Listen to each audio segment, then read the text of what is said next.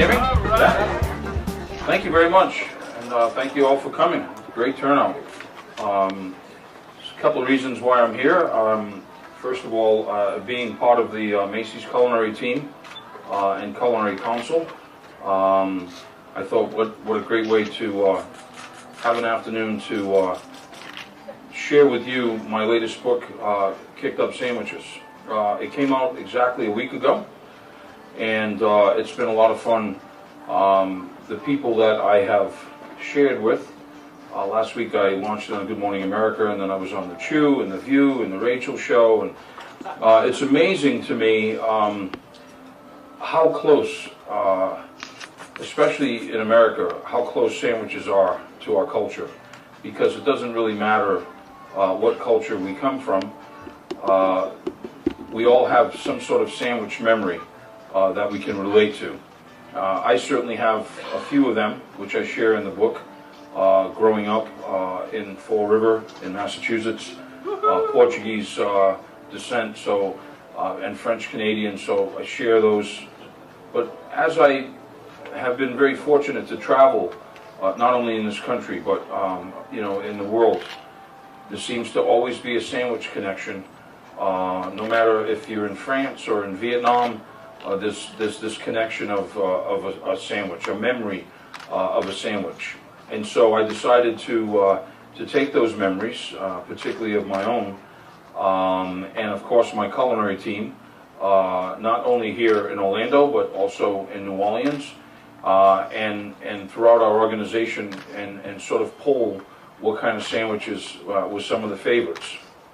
Today, very, very simple. We're doing a classic Monte Cristo, which those of you that have been around a little bit, it's hard to find a Monte Cristo these days. I mean, they used to be very popular 20 years ago on restaurant menus and on lunch counters and diners, and now you're hard-pressed to really find a classic Monte Cristo anymore, at least done the right way. And then secondly, what I've been really, really surprised about in launching this book a week ago, but in all of the research, and particularly we did something really unique, and that is that we sort of went and found the best bloggers in the country, and some of you are in the room right now, but we went and found some of the best bloggers who are really into food, not just like great bloggers, but are really into food and really take it very seriously. And what we found out, as I have found out, not only this past week, but doing all the research for this great book, was how many families use a sandwich and a soup at least once a week as a dinner, and as dinner at home. It's fast, it's really as great of quality that you want to put into the sandwich and the soup, as well as it's very economical and practical, and certainly it's pretty easy for the kids to want to partake and participate in that. So first of all, I want to thank the bloggers. Secondly, I want to thank all of you, most importantly, for being here. And all right, let's get started, shall we? So the first sandwich, we need a batter.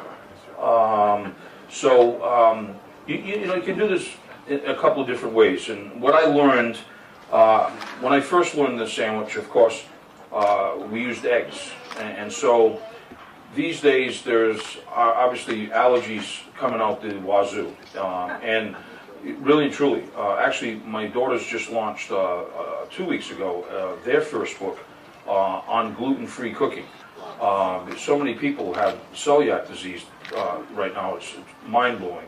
We have to make adjustments in the restaurant, which who would have thought about that 10 years ago, of doing like a gluten-free pizza or gluten-free dishes. But anyhow, so no eggs we're going to use. We're just going to use strictly a few different dry ingredients. And we can always add, and I will add, but flour, got to have a little seasoning in here, so salt, and then baking powder and baking soda. Totally optional.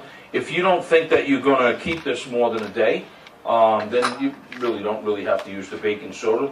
The baking powder I'm using because I want to get that little bit of poofiness that it's what it's going to do as a natural leavening agent. So we'll just sort of mix that up, and then I'm going to use a beer.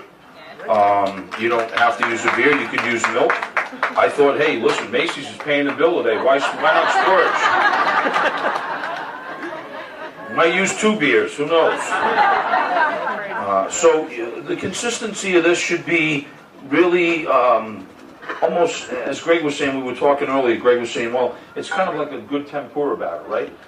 It should just about coat a spoon. It shouldn't be too thick, but it should be just a nice consistency. And you can always thin it out as you begin. Now, in the book, there's also a fabulous section for breads. Because I think when you think about sandwiches, right, it's not just about like ham and cheese. You know, and it's not just about like bologna and cheese or bologna, although there's nothing wrong with a great baked bologna sandwich, I can tell you that. But really those components are the bread.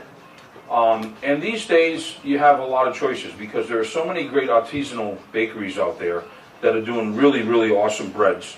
So you can go that route, or you can go into the section that's in kicked up sandwiches, and there's a whole bread section from basic to wheat to multi-grain, pumpernickel, etc., if you want to choose to go that route and do your own bread.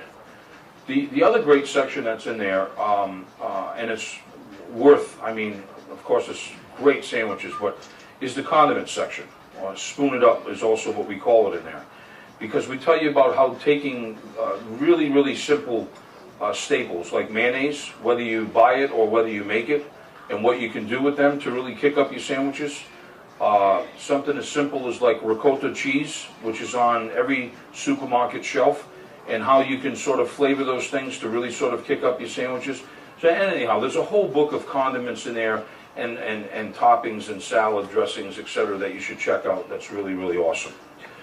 Third is obviously what are you putting in it. So whether it's a simple egg salad sandwich, which, believe it or not, was one of the almost #1 blogged sandwiches in this little thing that we did, which blew my mind because, I mean, I didn't think that egg salad would be that interesting to people, but when it goes to show me, when you have a great recipe, something as simple as egg salad done right and done to taste delicious, people are going to get excited about that.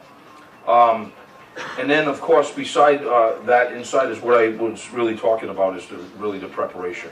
Whether you keep it simple, plain, whether you toast it, whether you griddle it, whether you griddle it on a machine, whether you griddle it on a stone.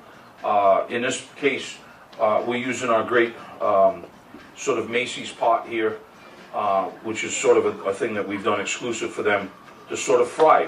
We're doing it to fry the sandwich, believe it or not. You can griddle it, and if you want to do that, but there's nothing wrong with frying if you fry right, okay?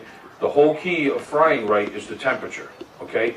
People out there think that frying, oh my God, I'm going to die, and my things and my nerves and this is going to all get clotted, and oh my goodness. And you know, if you fry bad, then you should talk like that. But if you fry right, you don't really have to worry, and it's all about really the temperature and how you do that. If you're going to fry on the stovetop, as we are today, as opposed to a fryer, you want to make sure that the oil is about 50% of the what I call the weight in the pot, because it's going to expand. Whether we put shrimp in there or catfish, or whether we're going to put a Monte Cristo in there, it's important that we sort of keep that together. All right, very simple innards. Good roast turkey, good ham. This is an uncured ham. Good American cheese, not that processed crap that's out there, and good American cheese, okay? Good ingredients make great food, make great sandwiches. Very, very simple condiments. So we have our bread, and basically for this, what we're going to do is we're going to take a little bit of mayonnaise, or as much as you like. Some people are not mayonnaise fans, that's okay. But we want to give, as I say in the book, the spread a chance to really sort of show itself. The other thing that I also like beside that is adding a little bit of mustard. This is a Dijon mustard. I don't think that you have to add a lot, but I think the combination of this really makes this to be a simple but yet delicious sandwich. And then from there, what we're going to do is we're going to start with the cheese first. And then we're going to start with the roast turkey. And you see, you know, just, there's also, as simple as a sandwich, there's also a technique that goes with this to make it work, to make it all stay together. It's not just throwing everything in between two slices of bread. If you want to do that, go on a fishing trip, or go on a, you know, on a picnic that you don't really care about. And then we're going to take the ham and really just sort of layer that, and then we're going to come back with the top layer of cheese. As I said, what is very important for this particular sandwich is really pressing this. Pressing it is very important, and don't mind getting your hands dirty. Now, the key to the next thing is soft butter. It really, and particularly if you're going to griddle this as opposed to frying it. If you're going to griddle this, you really want to make sure that the butter is soft. It's not going to tear the bread up and shouldn't tear the bread up. And you want to make sure that you distribute it evenly, which is why you have a sandwich spreader, or you could use a good butter knife. Pressing it really, really good, as I said, is very key. And then, once it's pressed, then you can griddle it or fry it. With this particular thing, what we would do now is take it, dip it inside of our batter. Check your batter before you're going to do this. As you can see now, our batter has gotten thick as it's sitting there. It's just because it's relaxed. It's the way that it's going to do, which is what you can always add to thin it out, which is perfect. Now, a trick that Greg and I were just talking about, and Bernard, before I came out, was for this particular sandwich, it's really important that the proteins sort of solidify again. So we have the proteins, the meats, the cheese, that we've sort of relaxed as we have made the sandwiches, okay? But now what we want to do is we want to take those proteins, and you can either wrap them, so you can do it ahead of time, or we want to put them back in the refrigerator so that they really solidify. Because then what you want to be able to do is to be able to really just sort of dip that inside of the sandwich. And what you want to do then is we have got this out. We're going to just sort of pat this dry a little bit. I don't know if you ever had a Monte Cristo, but preserves or some sort of jam was always sort of a centerpiece, or a marmalade, whether you like raspberry, orange, whatever you like. The other thing was, I never could imagine why powdered sugar would be sprinkled on a sandwich like that. I could never figure that out. And then I figured out that the whole key to that is that if you did fry bad, the powdered sugar covered it up. And so you couldn't really, so look, you just, a little bit like that, and maybe another layer, sort of like this.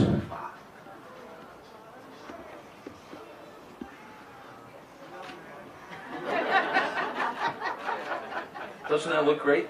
I can't sandwich right here at Macy. Yeah, very simple.